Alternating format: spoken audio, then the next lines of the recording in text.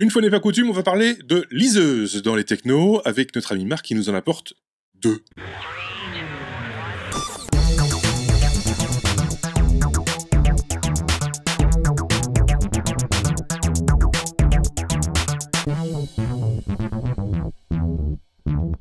Je triche un petit peu quand je dis 2 liseuses, Marc, puisque en fait, il y en a une récente et une plus ancienne. On va un petit peu comparer les deux. Ça, pour avoir un élément de comparaison, c'était quand même l'idéal. Voilà.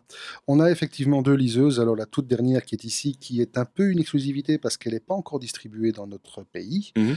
Elle n'est même pas encore disponible en Europe, je pense. Elle est juste disponible aux States. C'est la dernière née de Amazon, la Kindle Voyage. Belle petite tablette, belle petite liseuse ici, Oui. et à laquelle on va comparer la génération précédente, qui est celle-ci, qui est la Kindle Paperwhite. C'était la première liseuse de Amazon rétro-éclairée. Mhm. Et voilà, on va un peu faire le tour du propriétaire. Alors, une liseuse, à la base, ça sert à quoi? Vous allez me dire, à lire. Oui. Oui, en fait, oui, ça sert à lire et rien d'autre. Donc, première idée à démonter, non, ceci n'est pas une tablette. Ceci ne vous permettra pas de jouer à des jeux vidéo. Non. Ceci ne vous permettra pas de surfer sur Internet. Enfin, si, mais pas dans les meilleures conditions. Mhm. Il y a un navigateur qui est embarqué, mais voilà, il faut vraiment avoir du À la courage. rigueur, ça peut servir à écouter du son. Ça pouvait, jusqu'au moment où ils ont enlevé le port jack. Ah, c'est fini? C'est fini, oui, déjà sur ben voilà. la Paperwhite, ils avaient Ouais. supprimé.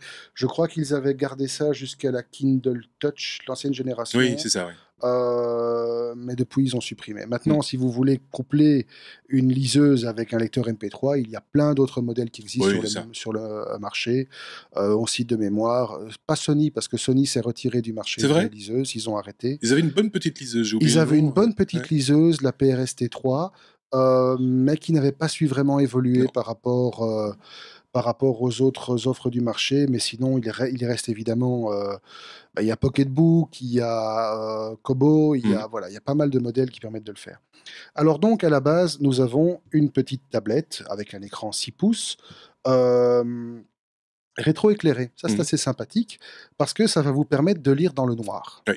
Alors, la technologie qui est utilisée pour le rétroéclairage n'est pas la technologie classique, c'est-à-dire que, bon, vu la nature du support utilisé pour l'affichage, c'est ici du papier avec de l'encre électronique. Donc, C'est on ça. rappelle rapidement, de l'encre électronique, c'est une feuille, une feuille de polymère qui est enduite d'une encre une encre spécifique qui répond à des charges électriques et qui, selon la charge, va former des formes sur l'écran. Dans ce cas-ci, des lettres, des formes, des images, etc. Ça a une rémanence, une réactivité assez basse. On parle quand même d'1 seconde pour rafraîchir l'écran. Par contre, ça ne consomme rien. À savoir qu'une fois qu'une image a été formée, comme ici par exemple, eh bien la tablette, elle peut rester pendant 6 mois comme ça, elle va rien bouffer. Une fois que la bulle d'encre elle est polarisée dans une position, elle bouge plus. C'est fini. Ouais. Le premier avantage d'appareils comme celui-ci, c'est l'autonomie. Ceci tient plus de 2 mois avec une charge normale. Génial. À raison de quand même une centaine de pages lues tous les jours. Ouais. Évidemment, en éteignant le Wi-Fi. Ça aide. Si vous le laissez Wi-Fi tout le temps, voilà. Par contre, le Wi-Fi peut être intéressant parce que le logiciel embarqué permet d'aller chercher directement des définitions, soit dans un dictionnaire qui est compris dedans, soit sur Wikipédia. D'accord. Ça peut être sympa pour avoir des références. Alors, concrètement, comment fonctionne ce genre d'appareil? Eh bien, voilà, vous avez ici un affichage type classique. On voit pas grand-chose, évidemment. Ça, c'est dû à notre petite caméra. Mais sinon, par contre, ce que je peux essayer de faire, c'est de diminuer la luminosité. Le rétroéclairage, et voilà, et du coup, ça fonctionne beaucoup mieux. Et là, on arrive. Ouais.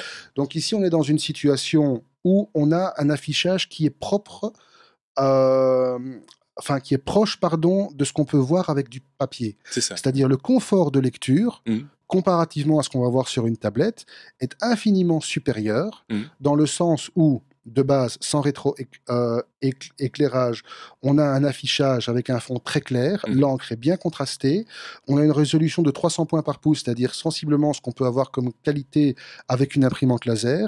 Ça a un contraste impeccable et ça ne fatigue absolument pas. On est sur un format qui est proche d'un livre de poche, en fait. Absolument, c'est la même taille qu'une page de livre de poche.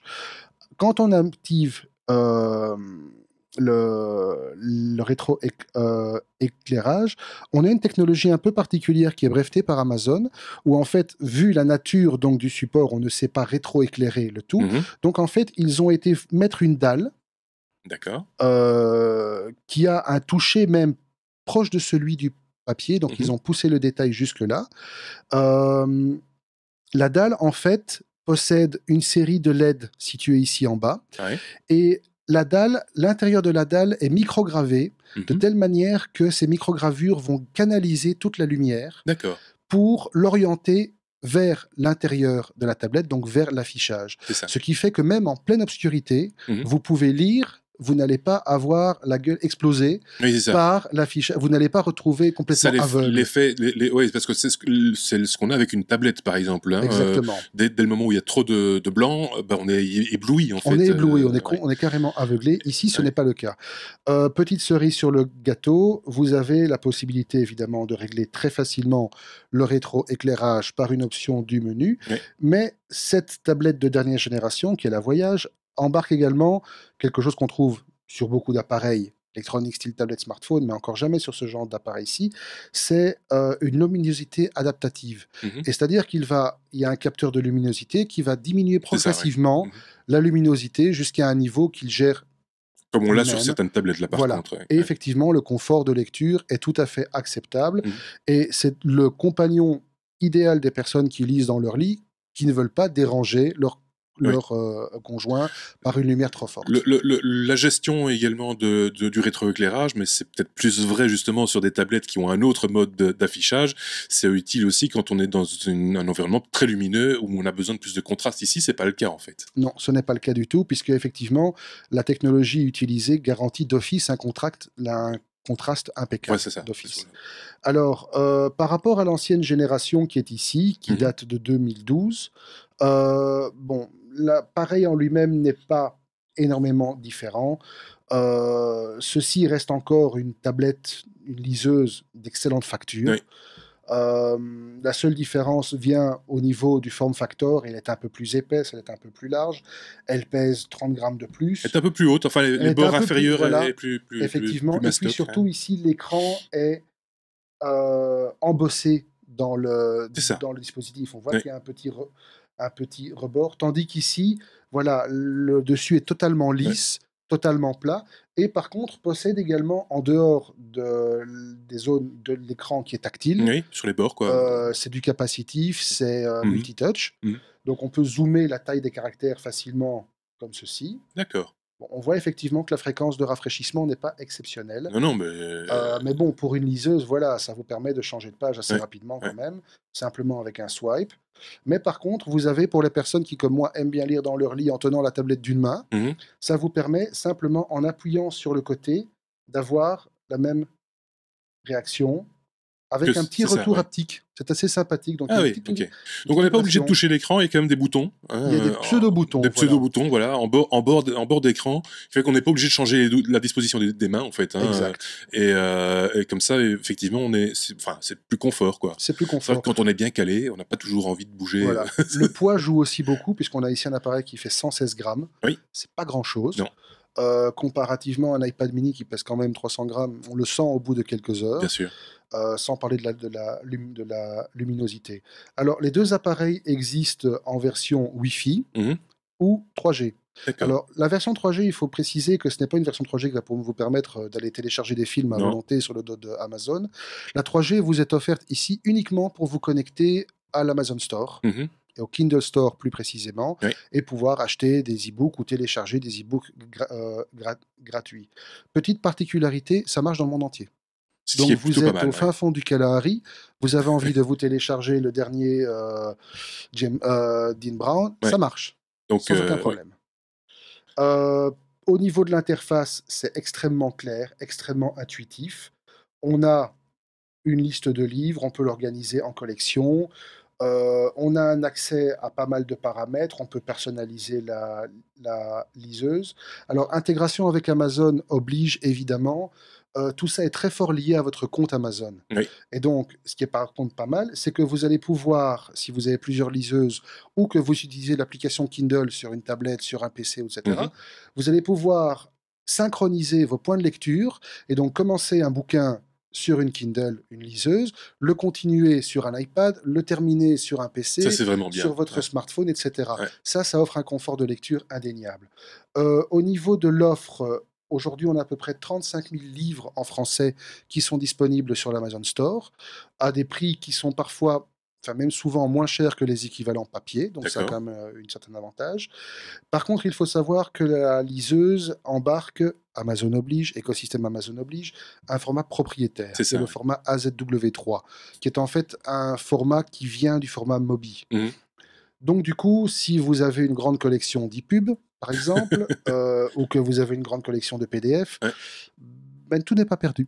Il y a une petite application qui s'appelle Calibre, que l'on trouve très facilement sur Internet, c'est une application open source, qui est disponible tout à fait légalement, qui, outre le fait que c'est une excellente application de gestion d'e-book, qui prend absolument tout ce qu'on lui donne comme format, vous permet de faire des conversions. Des conversions, d'accord. Et une fois que les conversions sont faites, il ne vous reste plus qu'à... Alors, vous avez deux possibilités. Soit de vous connecter votre liseuse à votre ordinateur avec un câble USB qui est fourni. Et le Calibre a été récemment mis à jour pour justement supporter la Kindle Voyage. Et vous échangez, voilà, vous copiez les livres dans la mémoire de l'appareil, vous organisez vos collections si vous le voulez. De manière tout à fait classique, quoi. Tout à fait classiquement. Ou alors, ce que vous avez, si vous n'avez pas de Calibre sous la main, en créant votre compte Amazon, et lorsque vous enregistrez une Kindle, vous avez la possibilité d'y associer une adresse email. Et donc moi, par exemple, ici, j'ai kindle.voyage.marcaladjem@kindle.com. Et donc, lorsque j'envoie un fichier converti convenablement au bon format à cette adresse-ci, en synchronisant, je le retrouve par magie sur ma tablette. C'est pratique, c'est simple, etc. On le rappelle, c'est une offre tout à fait légale. L'application qui permet de convertir les livres est donc tout à fait légale. Et la conversion est propre La conversion est très propre. Parce qu'on parlait là tantôt des liseuses, les feux liseuses Sony qui étaient, elles, capables de lire, par exemple, du PDF. C'était pas toujours heureux la manière dont les choses s'affichaient. Enfin, ça dépendait un petit peu du PDF aussi. C'était pas toujours heureux, effectivement. Pour avoir eu une Sony, je sais qu'effectivement, parfois, c'était un peu exotique. Maintenant, le moteur de conversion qui était utilisé par Sony n'était pas le moteur officiel Adobe, je pense. Je pense, oui. Par contre, j'ai eu entre les mains une Pocketbook, qui, elle, est en grosso modo, c'est une tablette Android avec un écran e-ink. Là, on a le choix entre le moteur maison et le moteur Adobe, et le rendu est beaucoup plus fidèle. Par contre, on la testera peut-être un jour, la Pocketbook est, à mon avis, une liseuse pour geeks. Parce qu'elle permet de faire absolument tout et n'importe quoi, et d'aller beaucoup plus loin. Vous pouvez changer les polices de caractère, vous pouvez aller faire ce que vous voulez. Petite note, pour ceux qui aimeraient rajouter des petites fioritures supplémentaires à leur Kindle, il existe la possibilité, alors pour la Kindle Voyage, c'est pas encore le cas, j'espère que ce sera un jour le cas, mais pour les modèles plus anciens, il existe la possibilité, comme une tablette normale, de les jailbreaker. Et aller installer des petites applications qui permettent effectivement d'avoir une gestion de collection un peu plus intuitive, ou de rajouter des dictionnaires, ou d'aller changer les fonts, etc. L'intérêt du jailbreak sur ce genre d'appareil est assez limité, mais pour ceux qui veulent avoir une expérience personnalisée à l'extrême, ça marche très bien. Je dirais qu'à partir du moment où on a la possibilité, d'une part, d'acheter des livres alors, dans l'écosystème Amazon, soyons clairs, mais qu'on a la possibilité aussi d'en intégrer par ailleurs dès qu'on a téléchargé, parce qu'il y a aussi plein de livres libres de droit que l'on trouve sur Internet, que l'on peut télécharger gratuitement. Bien entendu. Dès le moment où on a la possibilité d'utiliser sa Kindle Voyage pour pouvoir les lire, pourquoi aller plus loin? Pourquoi, enfin, tu vois ce que je veux dire? Absolument. C'est pas nécessaire de, enfin, c'est pas un outil de geek non plus. Je veux dire, c'est pas un outil de geek, pas du tout. Par contre, là où ça devient intéressant, chose que n'ont pas, à ma connaissance, les autres tablettes, c'est vraiment cette intégration extrêmement forte avec l'écosystème natif, qui offre quand même pas mal de possibilités. On a cité le fait justement pouvoir s'envoyer des bouquins par email, c'est quand même assez sympathique. L'intégration avec Wikipédia, évidemment, tablette connectée oblige, outil connecté oblige, vous avez la possibilité de prendre des notes, vous avez la possibilité de les synchroniser sur le cloud Amazon, vous avez la possibilité de partager par statut Facebook ce que vous êtes en train de lire, vous avez la possibilité de prendre des copies de passage et de les tweeter, tout ça est amusant. Personnellement, je n'utilise pas ce genre de choses, mais voilà, ça peut être... La lecture est un plaisir égoïste. La lecture est un plaisir égoïste. Et alors, à tous ceux qui me diront que, parce que j'ai déjà eu pas mal de fois cette objection, à ceux qui me diront que rien ne remplace jamais le contact d'un livre, le contact physique du livre, je dirais simplement non, rien ne remplace jamais le contact physique d'un livre. Et il m'est déjà arrivé à de multiples reprises de commencer un livre sur Amazon en l'ayant acheté ou en l'ayant trouvé.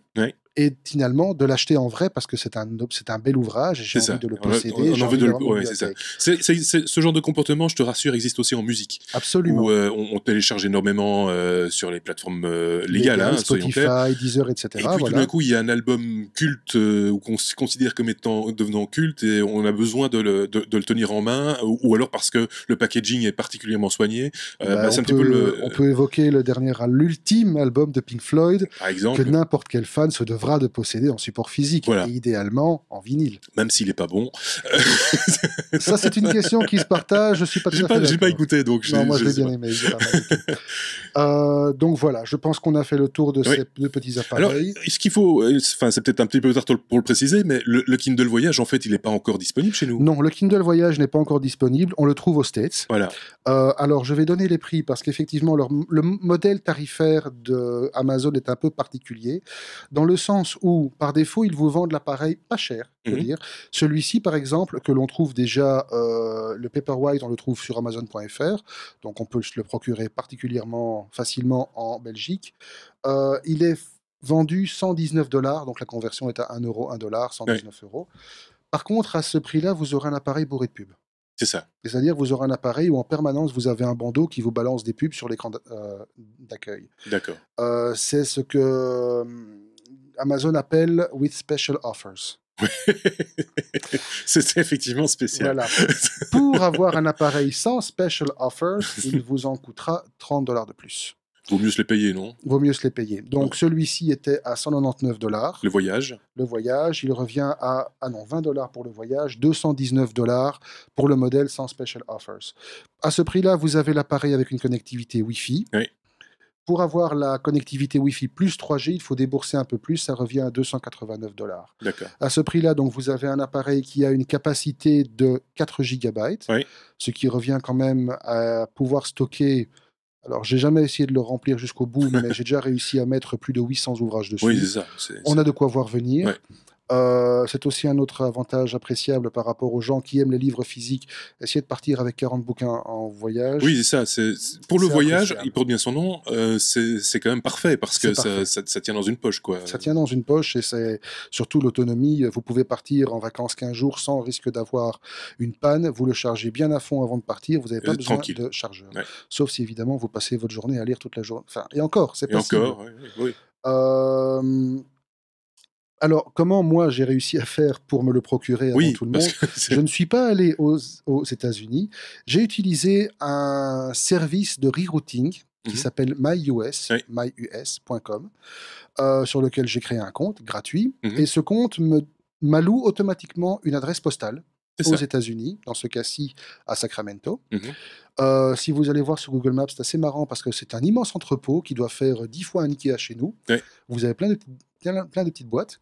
Et donc, mon adresse postale m'a permis d'acheter la Kindle, m'a également permis à l'époque d'acheter un iPad. Bien que maintenant, Apple n'aime pas trop qu'on envoie vers les adresses comme ça, mais soit à l'époque, il le faisait. Et donc, dès que votre achat est arrivé à destination, la société de rerouting vous le reroute. C'est ça. En prenant une petite commission au passage pour les frais de traitement, etc. Donc pour ceci, ça m'est revenu globalement entre 12 et 15 euros. C'est vraiment pas cher.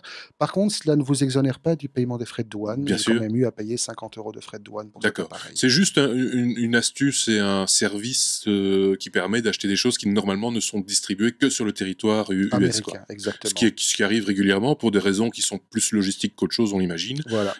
C'est pas nécessairement pour des raisons commerciales, c'est vraiment parce que moi je connais plein de petites entreprises américaines comme ça qui ne livrent que sur le territoire américain et que finalement c'est vrai que c'est plutôt pratique de se dire que on a quelqu'un entre guillemets quelqu'un qui peut peux collecter le colis et puis nous le renvoyer. Et bien entendu, c'est un petit concept très sympa, effectivement, et qui m'a déjà bien servi. Et ça n'a rien d'illégal, hein, soyons Absolument clairs. pas. D'ailleurs, c'est pas difficile. Toutes mes Kindle sont venues directement des États-Unis en bon geek que je suis. Voilà. Kindle Voyage, donc, qui a bien voyagé. Oui. On vous l'a présenté un peu en exclusivité, dans un podcast francophone en tout cas, grâce à Marc. Merci beaucoup. Kindle Voyage. On aura encore l'occasion sans doute de parler de liseuses si elles ont vraiment quelque chose d'original. On essaiera de tester la Pocketbook parce qu'elle est quand même sympa. C'est ça, voilà. J'essaierai de la récupérer. Et ça, on va voir ce que c'est une liseuse pour geek. Voilà, on peut vraiment aller très loin. Merci beaucoup en tout cas. À très bientôt.